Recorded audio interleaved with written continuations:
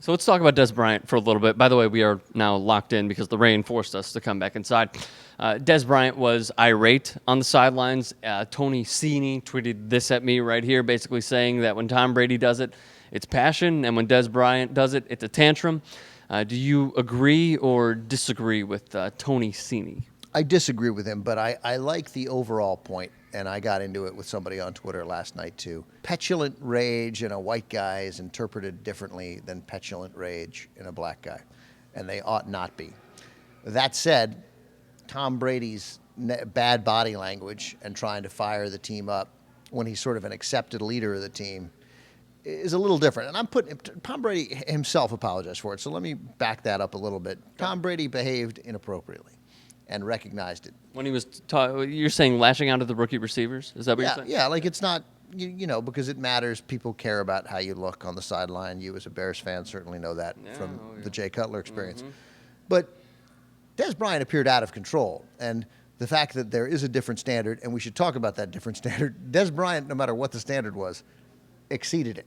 And Dez Bryant screaming at his quarterback and the receivers coach is incredibly disrespectful to both of those guys and disrespectful to the Cowboys, which is what I would say, and I do not engage in this kind of language often, but if I'm Stephen Jones or Jerry Jones or Jason Garrett after the game, like I wouldn't make a big fuss about it.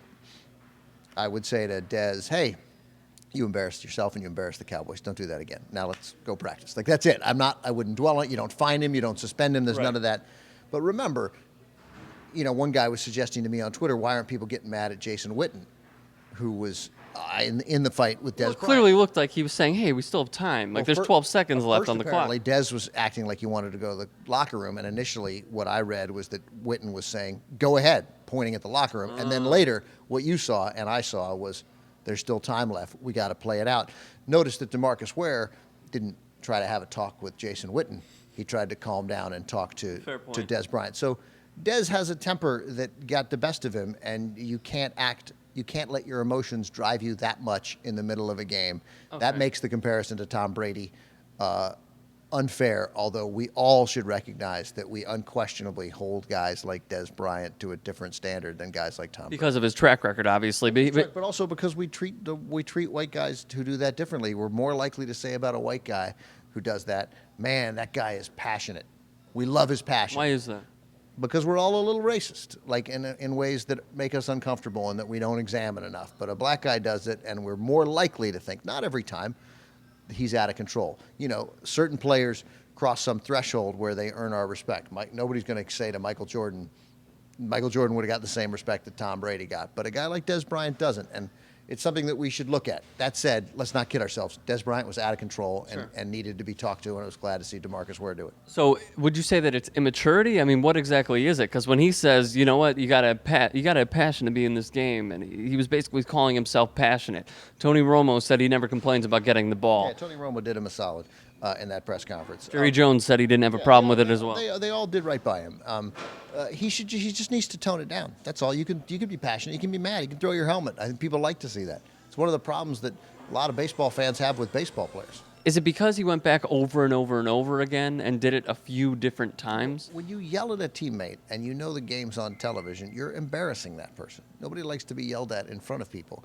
Yelling at Tony Romo gives Romo, what is Romo supposed to do? Yell back? He's like, I don't want to get into this. I don't want to have a fight right now. So either you yell back or you look incredibly weak and embarrassed, and you're embarrassed for the guy who does it. It's not appropriate workplace behavior. The tweet that I sent out yesterday, which I enjoyed, was, it would be great to work with Dez Bryant in a small office. You know, I mean, yeah, imagine how uncomfortable that would make. So that's what it is. You got to remember, he's at work, and there's a time for that passion, and you just can't channel it. You can't scream at people. It is a little different when Tom Brady does it, when any quarterback does it to his receivers. But as Tom Brady pointed out, he needs to watch, and that part of the guy's tweet, Tony's tweet, makes sense. And we should, as I've been getting at, we should always sort of keep in mind whether we're holding the black guys to the exact same standard as we hold the white guys.